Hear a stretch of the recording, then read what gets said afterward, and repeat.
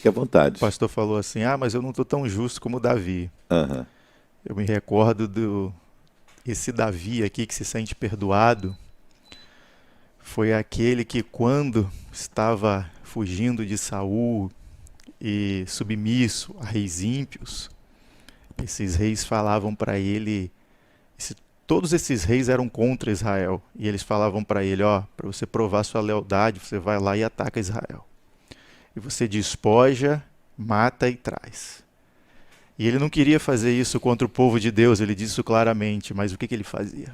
Ele ia contra outros povos e fazia isso. Ele atacava, matava, assassinava, e o pior, ele não podia deixar nenhuma testemunha, porque senão diriam, olha, Davi não atacou Israel, Davi atacou foi a nós aqui, porque Davi apresentava os despojos para esses reis dizendo que era do povo de Israel. Ele mentia para esses reis, para não atacar Israel.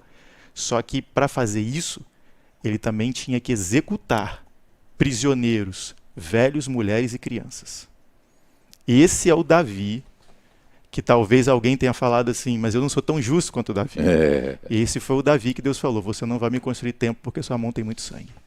Esse foi o Davi, mas esse foi o Davi que se sentiu perdoado nesse salmo aqui. Mas não foi fácil, não. A vida realmente, essa parte, poucas vezes é lida. Mas se quisermos entender o homem segundo o coração de Deus, porque a Bíblia fala que ele é o homem segundo o coração de Deus, mas o homem segundo o coração de Deus não foi só capaz de mandar o marido, Urias, para a frente de batalha com a intenção de que ele morresse.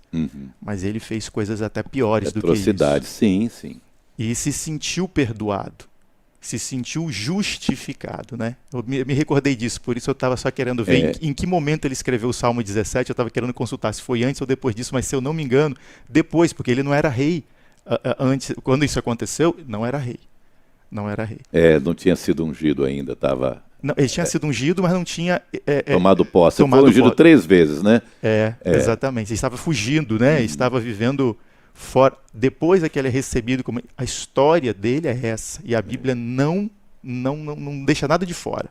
E não deixa de fora, e a gente vê que a Bíblia, por ser total ao longo de Gênesis e Apocalipse inspirada, que depois você vê os capítulos, os livros que se seguem, e inclusive no Novo Testamento você pega lá, capítulo 13, versículo 22, não sei se é essa a referência exata, mas deve ser, Atos 13, 22, encontramos escrito assim, uma palavra de Davi faz um pequeno resumo, Paulo faz um pequeno resumo, e nos dito assim, leu 21 para pegar o contexto. Tendo pregado o evangelho naquela cidade e feito muitos discípulos, voltaram para Listra, Icônio e Antioquia, renovando os campos.